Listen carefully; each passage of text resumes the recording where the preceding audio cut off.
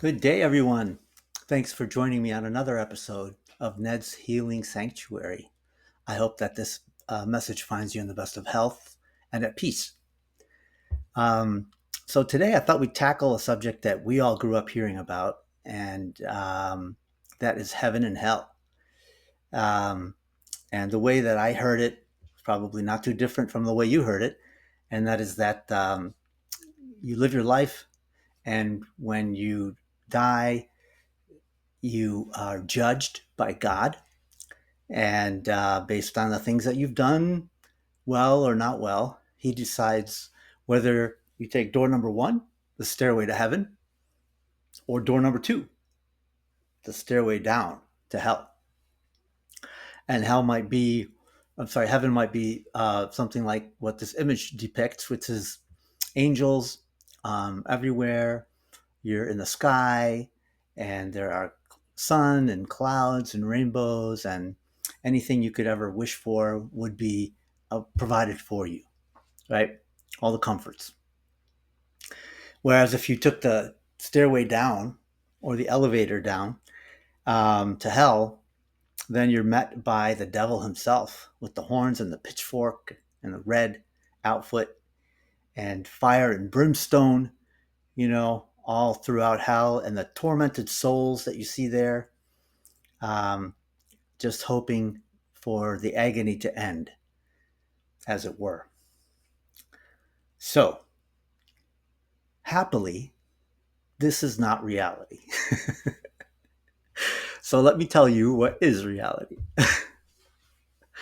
So, first, let's talk about what is heaven and hell, really. Um, so, both heaven and hell are states of mind, states of existence here on Earth or on any other three-dimensional plane. They're not destinations. There is no address. There's not a physical place you can go to. Yeah, down 2 blocks and make a right. Yeah, and that's the doorway to heaven. Yeah, no, that does not exist. And so um, these states of consciousness we can live and experience while we're in the physical plane, while we're on Earth. So hell would be a state where you're relying a lot on the ego here on my left shoulder, right, which is the devil.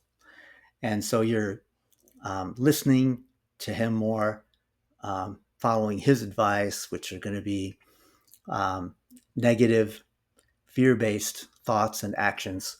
And that may include anger, greed, jealousy, fear, anxiety, and you name it, grief, any of the negative emotions and actions. And you would obviously do things that are probably underhanded, try to get ahead by tripping somebody else up, backstabbing, spreading, lies about people, that kind of thing.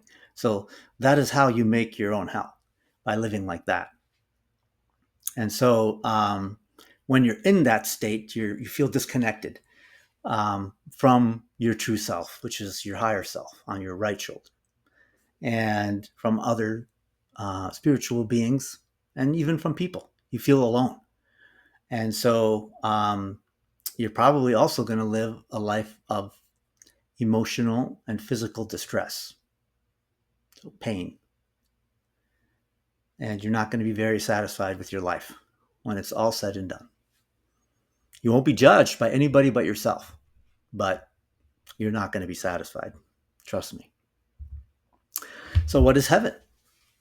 Heaven is also a state of consciousness or awareness on earth where you have inner peace and you act and think out of unconditional love. Okay, and you're spiritually aware. You're aware of all the interconnectedness of the beings around you. And so you're aware of your higher purpose. Why are you here? What are you doing? What is your life purpose? And you're actively working towards it. That's what gives you gratification, satisfaction, happiness. And you're aware of that interconnectedness in all beings, plants, animals, and human.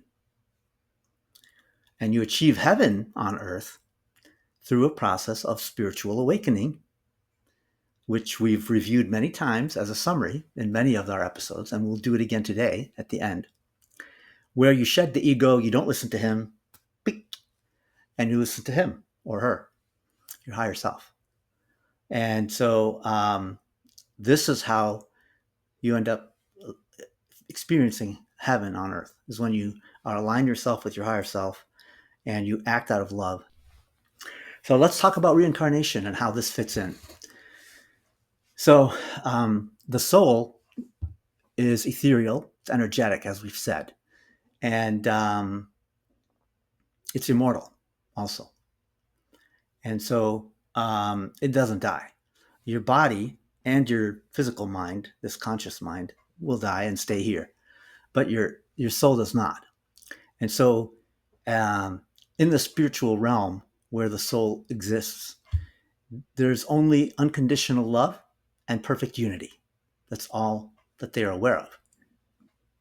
So in order to appreciate that more and understand what it really means, they are able to choose to incarnate to physical places where they have the opposite of unconditional love and perfect unity.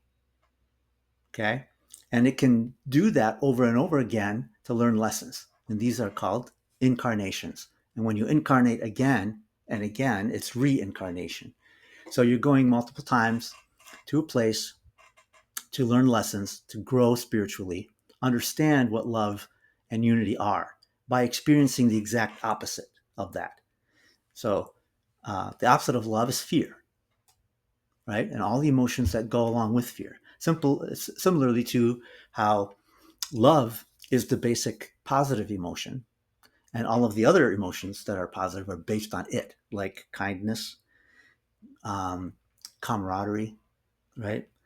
Patience. All of them are based on love.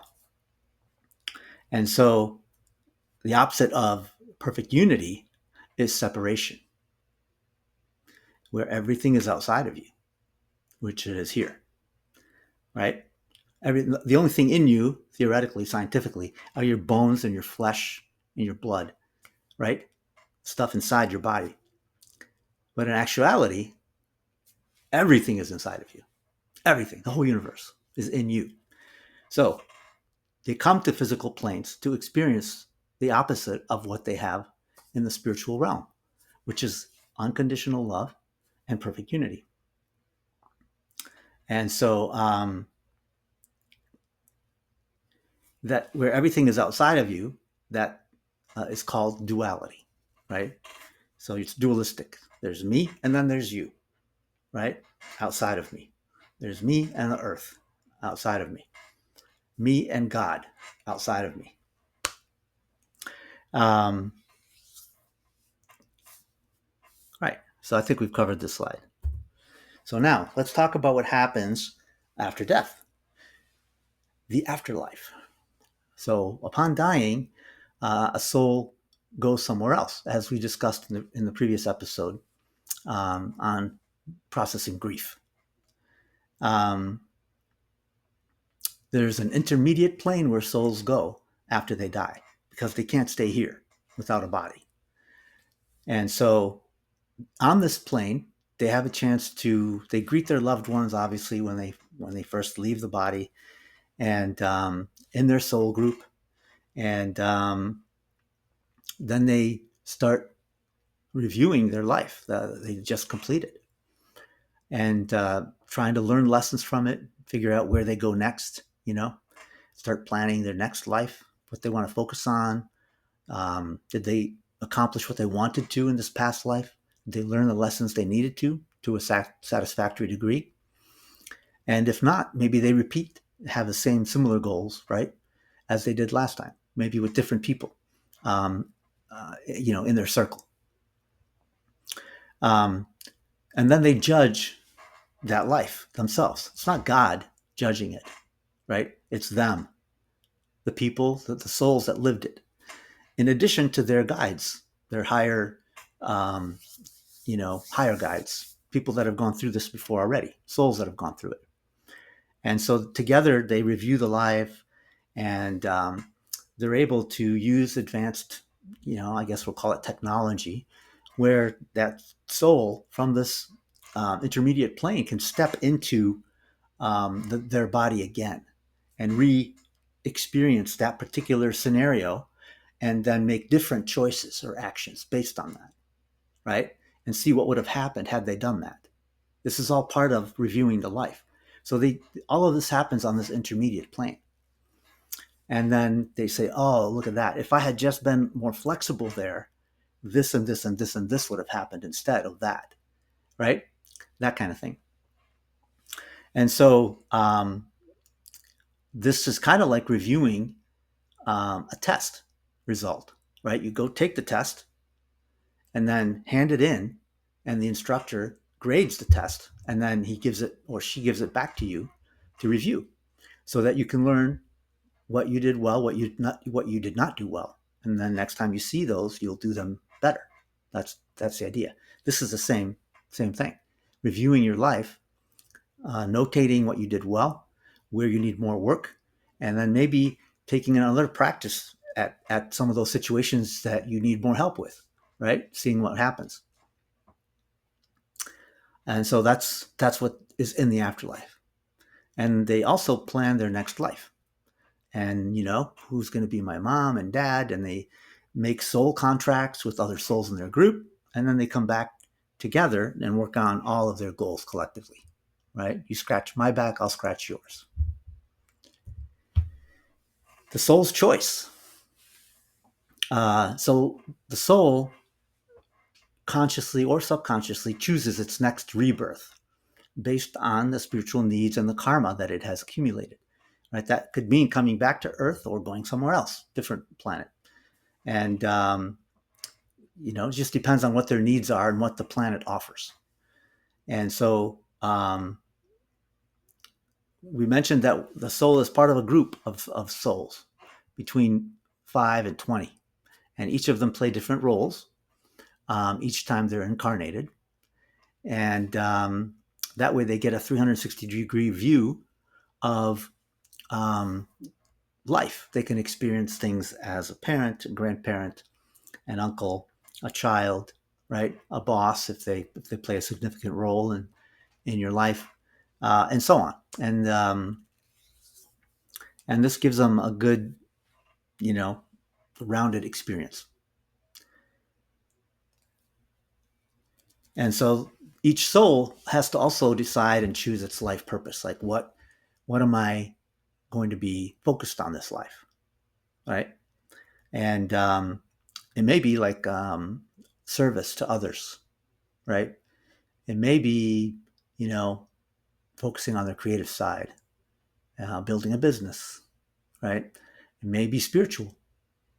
They may need to educate others on spiritual topics or lend an ear to listen to them like a social worker. Various, purposes that they have. And your life purpose comes from your crown chakra. If that's impeded or blocked, you're not going to know what you should be focused on. You're kind of going to be wandering aimlessly, have no connection to spirit. This is because you're focused on the ego too much, most likely. And so if you align with your life purpose, then you're going to be more satisfied, more happy, because you're working towards what you're supposed to be working towards, what you agreed to do before you came here. Okay. And if you don't work according to your life's purpose, then you're going to feel empty inside. That's the best way to say it. You're going to feel empty, unfulfilled. So what role does karma play in all of this? So karma is a universal law of cause and effect, okay? Where everything you do, everything you think, everything you say has a corresponding reaction to you, right? So if you do those things positively, you're going to have a corresponding positive reaction. And if you do those things negatively, you think negatively, act negatively, right? Have negative emotions, and you focus on them a lot, you're going to have a negative reaction, response, attraction to you. That's what's going to come back to you. It's the same negativity you threw out. So, um, the karma is not necessarily instantaneous. It takes time, right? It happens in divine timing. And it's complicated. It's hard to understand. I mean, I don't think anybody really understands how karma comes back to you, when it comes back to you, and all of the mechanics around it. It's beyond us. But we know it's there. And usually, your circumstances in a life are dictated by actions you took in a previous life, largely, but not necessarily all of them. And karma may carry over many lifetimes as well, right? Um, so it's important to note that karma is not a punishment. Okay, it's just simply the law of the universe, cause and effect. You're a positive person. You come out of a place. You come from a place of love, then you're going to be rewarded because God is inherently unconditional love. That's what He is, right? So we need to follow in that path in order to be happy. Okay, and so um, karma kind of persuades you to go in that direction where you think and act from a place of love. And if you do that long enough, even when it's difficult, then you're going to be evolving spiritually um, to the point where you don't need to be born in a physical place anymore. You're done with Earth and planets like it. You don't have to come back here eventually. Okay. And then beyond that, you have the option at that point to return to a state of pure consciousness where your individual soul no longer exists. Okay. You become part of the collective, the universal energy, God. All right. So the souls are separate until they achieve awakening or enlightenment. And at that point, once you die, you have the choice to merge into the universal energy, God energy. So let's talk about spiritual evolution. So judgment is not something that God does. Okay. That's something you do to yourself. Um, so when you die, you go into this intermediate plane and you judge yourself. What did you do well? What did you not do well? And so, and you decide what to work on next. Let's say you want to work on overcoming jealousy faster or not even feeling jealous anymore. Now, that would be a life goal. Or maybe you want to kind of be, more confident in yourself, be able to set boundaries that others shouldn't cross and, um, should not, you don't want to get to a point where you're over giving and getting nothing back from other people in your life, right? That's a sign of low self-esteem. And so once the soul's goals are achieved after multiple incarnations in physical worlds, then the ultimate salvation is not rescuing yourself from hell, but it's more liberating your soul to achieving this um, awakening and eventual merging with the universal consciousness. So, what's the benefit of merging with God? Well, you've learned all your lessons and you don't need to be born anymore to a physical place. I mean, it's hard, right? It's hard. There's some tough lessons here. It also means dissolving the ego and letting go of feeling separate from everything and having yourself be an individual self. Those all go away. And you will realize what oneness truly is. Okay. And that will replace the feeling of isolation that you have when you're here. You feel alone. Like you can't feel the spirit guides and angels helping you and protecting you. You feel alone, especially if your third eye chakra and your crown chakra are blocked. That's hard. Okay. And these feelings of separation and loneliness are replaced with unconditional love, compassion, and empathy for all beings.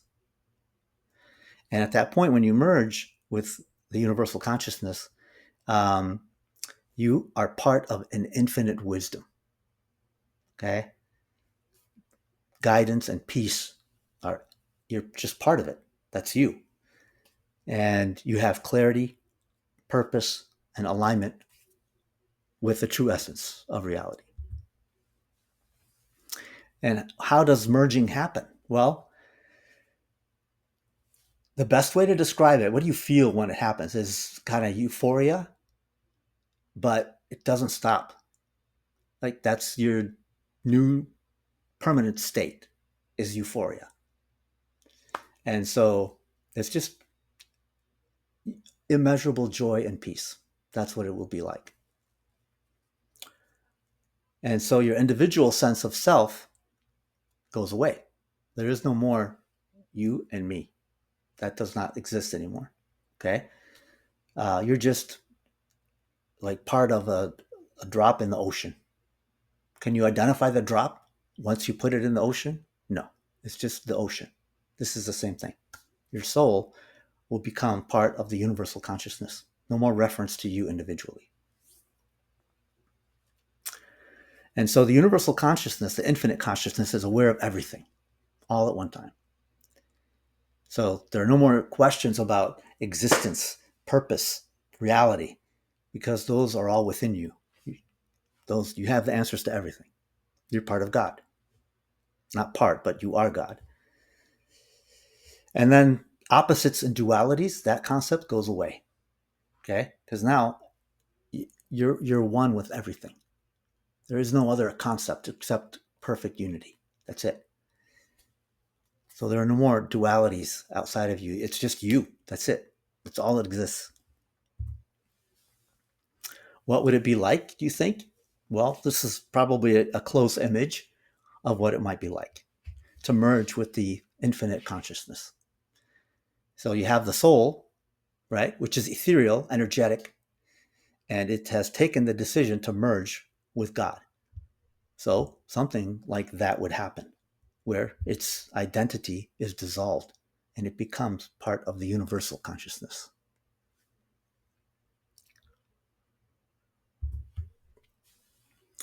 So let's review now the path to awakening with everything that we've learned thus far, right? So living in alignment with your higher self or God here on your right shoulder means being positive in your thought, actions, and emotions. We start with thoughts because they lead to actions and emotions.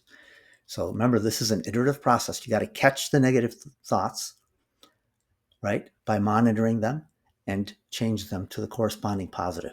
And if you do that often enough, then you'll start thinking positively. You must be kind and forgive yourself first and others. If you can't love yourself and forgive yourself, then you're not going to be able to do it to other people. And you must be authentic, which means every action that you take must emanate from a place of unconditional love. Okay? You're doing something for the goodness and assistance of others, including plants and animals, by the way. So what do you get by living in alignment with God, your higher self? Well, you don't have that subconscious guilt that will accumulate. And I'm not talking conscious guilt. I'm not asking you whether you feel guilty. That's not what I'm asking. You will have subconscious guilt if you follow the ego. There's no two ways about it. And that guilt and stress will make you ill, physically ill. Okay? So by following your higher self, you will have a happier life, an easier life, and a healthier life. And by living in alignment with your higher self for an extended period, then you can empty your karma jar faster. And remember, the karma jar is one stone for every unit of karma, I guess we could call it, that you owe somebody else. So when they come to collect, right, because you're up on them, they're coming to make even the scale. So they're going to give you some negative karma back. You must accept that without retaliating. That's the fastest way to remove karma. So if somebody's in your face, they're negative, right? Or they're consistently negative over and over because they're in your life. guess what? You're probably really up on them in karma, and they're just trying to even the scale. And you have to let it happen. Eventually, they'll stop when the scales of justice have been met.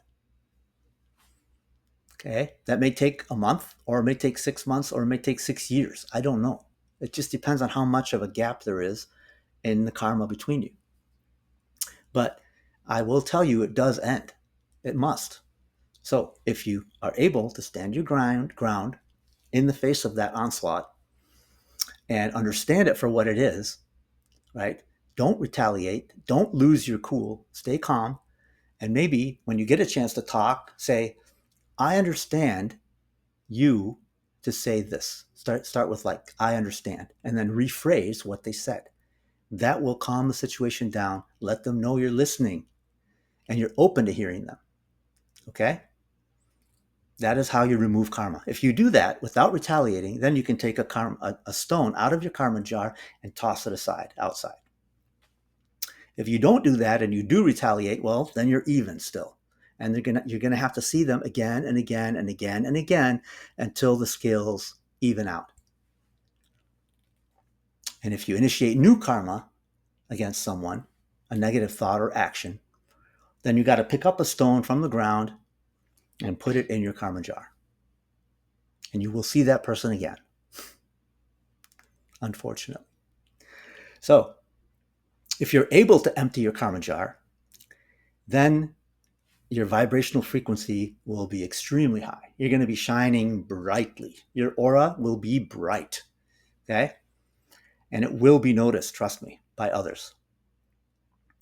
Once you reach this high level of vibrational frequency, then you're close to enlightenment, and you can start on that path of awakening.